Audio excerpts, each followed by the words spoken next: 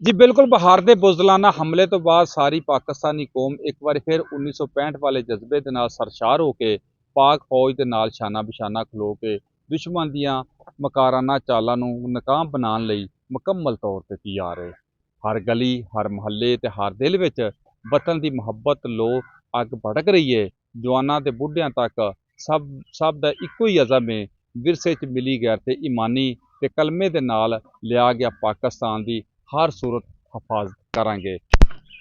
देखो, इंडिया पहले पाकिस्तान ਨੂੰ आजमा चुका है। ਉਹਦੇ इंशाल्लाह ਅਸੀਂ ਹੁਣ ਵੀ ਦੰਦ ਖੱਟੇ ਕਰਾਂਗੇ।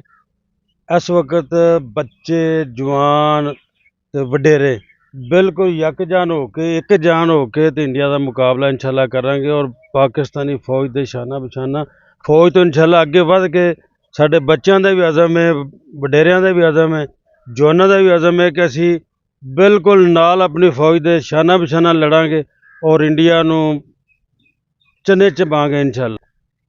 पाक वतन जिंदाबाद, जिंदाबाद। पाक फौज जिंदाबाद, पाकिस्तान जिंदाबाद। जी कौम ਦਾ ਇਹ ਅਜ਼ਮ ਤੇ ਜਜ਼ਬਾ ਦੁਸ਼ਮਣ ਲਈ ਵਾਜ਼ਿਹ ਪੈਗਾਮ ਹੈ ਕਿ ਪਾਕਿਸਤਾਨ ਨੂੰ ਇੱਕ ਵਾਰੀ ਫਿਰ ਅਜ਼ਮਾਉਣ ਲਈ ਮਕਾਰ ਦੁਸ਼ਮਣ ਦੀ ਸਭ ਤੋਂ ਵੱਡੀ ਪੁੱਲ ਹੋਵੇਗੀ।